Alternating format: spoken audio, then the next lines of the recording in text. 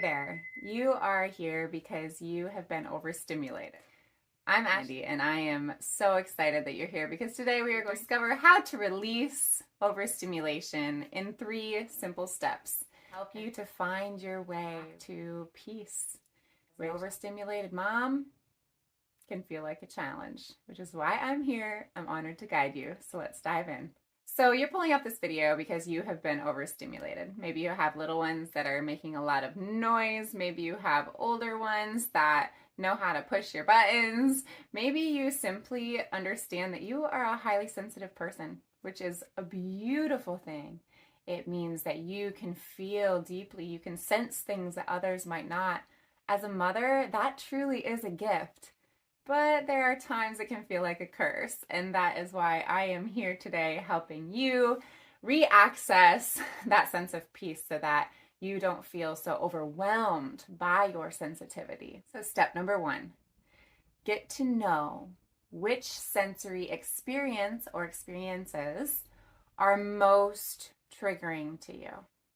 You might be in a place where you say, all of them. I'm just so overwhelmed, overtouched, too much noise, everything feels bright. But odds are pretty good that if you take a step back, breathe deep for a minute, you will be able to explore and understand yourself a little bit more deeply. There is likely one type of sensory experience that is kind of that straw that breaks the camel's back. It's that sense that pushes you over the edge. You might be all the way to the edge, you're feeling overwhelmed, everything is piling up to here, and then there's that one sensory experience that just puts you over. I want you to take a minute to explore what that is. And I'll also share my own experience. Most of the time, that sense is sound. So I can be overtouched in an area of a lot of visual stimulation. I can smell different smells and be okay. But what will put me over the edge almost every time is sound. So I can be kind of at my limit, and then our 7-year-old will come in making a super loud, repetitive sound that to me just like triggers me instantly. Or, something will come on really loud, and I just all of a sudden feel like I can't handle being in my body. And we've all experienced that in some way or another. It's like that sensory overwhelm, and that it just kind of shuts down our nervous system. We feel so overstimulated that it's hard to handle. It's hard to handle being in our body. So the first step, and before we can go any further, you need to explore what sense is the one that is most likely to have you triggered. So it might be a sound like myself. Perhaps it is the touch factor. I know especially those with really young ones, when you're doing a lot of skin to skin, you're carrying them all the time, they're pulling on your legs, they're wanting up. That can feel very overwhelming, but it's your body. It's your nervous system experience. So you're the only one who can know what is most triggering to you. Now, the cool thing about this is it's also the easiest way to reverse the overstimulation. So this invites an opportunity to reverse it. So say I am overstimulated by sound. In order to help nurture my peace, I need to prioritize soothing sound or peaceful times of silence to myself, which brings us to number 2. Step 2 is to create simple ways to self-soothe in the moment, to breathe and follow the plan that you have created. So just like we help to teach our kids how to regulate their emotions, how to self-soothe when they are feeling out of sorts, not centered, not peaceful, we have to do the same for ourselves. And a lot of us did not grow up learning these skills. So here we're trying to teach our kids while also being overstimulated and never having learned these tools to begin with for ourselves. So most importantly, we need to take a pause. Pause when you notice yourself starting to feel overstimulated. You're almost to that point, right? Of meltdown, of explosion, of wanting to run and hide. Just at that point, I know you know what that feels like. You need to have a mantra, a reminder, just noticing perhaps that, oh, I'm about there. I need to pause.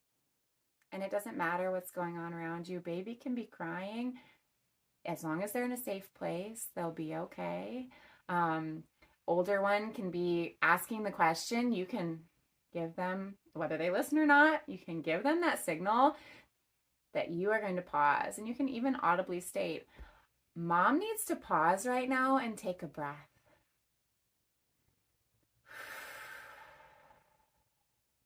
After we do so, I want you to have a couple handy little tools that remind you of how to reverse that sensory experience. You know how I talked about whatever sense is the one that is triggering you the most?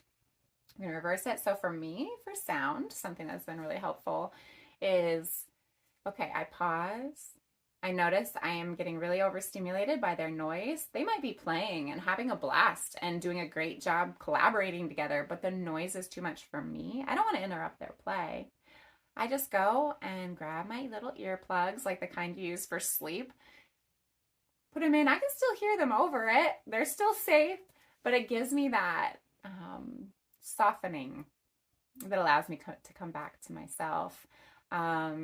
Noise canceling earbuds as well. I can soothe myself by listening to soothing music, meditation music, classical, native flute.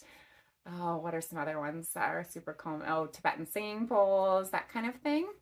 So those are a couple ways that I can reverse that sensory stimulation by bringing something soothing into that sense. So that sense of sound for me. You could do so, I mentioned touch. If you are feeling overstimulated by touch, taking a moment to notice first what temperature your body is. Sometimes we're overstimulated by touch because we're too warm or we're uncomfortable in our clothing. And then on top of that, we've got the kiddos, overstimulating us more. So you might have, a comfy sweatshirt that you go to, or shirts or blanket, just a fabric that feels good to your skin, that you like to wrap in or feel comforted by. A weighted blanket is another really wonderful one. They make full-size ones, but you can also get lap ones that are literally just for your lap or just for your chest. Taking a moment to pause, put baby in the crib, set the kiddos, where they will be safe and contained, but then taking that time to take a few minutes to soothe. If sight is something that you struggle with, turn off the lights and literally just shut your eyes for, 5 minutes, 3 minutes. Something very simple like that can help us to come back to our sense of calm when we're feeling overstimulated. Step number 3 might be most important, and that is explore how you can get out ahead of the problem. Overstimulation doesn't just happen willy-nilly. It happens because we are already at the edge, right?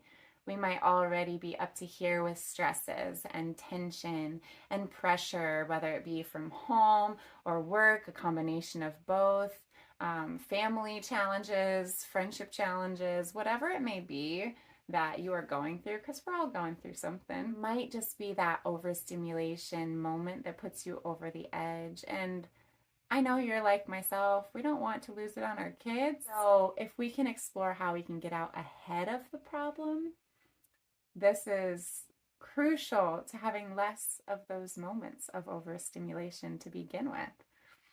We can do so by making time for ourselves. This is something that I have struggled most with. And taking that time where we dedicate on a weekly basis, at least, if not a daily basis, dedicate a certain amount of time to just you and do whatever brings you joy. Don't take that time to run errands, get groceries, yada yada. take that time to enjoy. Go for a walk in nature, read a book you've been wanting to read, take a minute to meditate. Whatever it is that soothes your soul and allows you to be comforted in your own nervous system, in your own body, in order to stay a more peaceful human for a longer period of time after. Another thing we can do is make predictions or understand what might be coming, recognizing the patterns. So for example, a kiddo's toy happens to be one that is really loud, or it sets you off, it has sound and is overstimulating. Does that toy really need to be in the house? Or you're one who is very visually overstimulated. Check your bulbs and your lights. Are they LED by chance? Or fluorescent even? And declutter. Reduce visual stimulation and create clean lines and peaceful aesthetic within your home, or even just pick a corner of your space that you can make sure is always peaceful. I know sometimes it's hard with kids. Their stuff can end up kind of all over the place and take over the house, but making sure that you at least have a little retreat to come back to. Something else that I do to help with the overstimulation is making sure that at least on a weekly basis, sometimes more than that if I can, to take a soothing bath. There's something so calming about water, especially Epsom salt water, a little extra magnesium too, that is so soothing to my system. Again, this is your body. You know the most about what you need. You know what is comforting to your nervous system, and it might be different than what I've mentioned in this video. But if you explore how you can do those things on a regular basis, some of the practices that I recommend too that support this is regular massage and body work, going to yoga classes or meditation, or even just doing so at home in a space that is your own, a time frame that is your own. Other somatic exercises, which I will be continuing to share. And of course, one of the biggest ones is to simply spend time in nature. We are all soothed by the natural world because we are a part of it. We've grown disconnected from it, but we are a part of it. So re-regulating our nervous system by going out into the world. I mean, think of ourselves as just bigger kids, right? If your kids are melting down and they're bickering with each other and they're just having a hard time keeping it together, what are the things that you do for them to support them? You put them in a bath, right? Use water for yourself to calm. Make sure you're hydrated. Take a relaxing shower, bath, whatever it is you need. And another thing we do with them most often is go outside, right?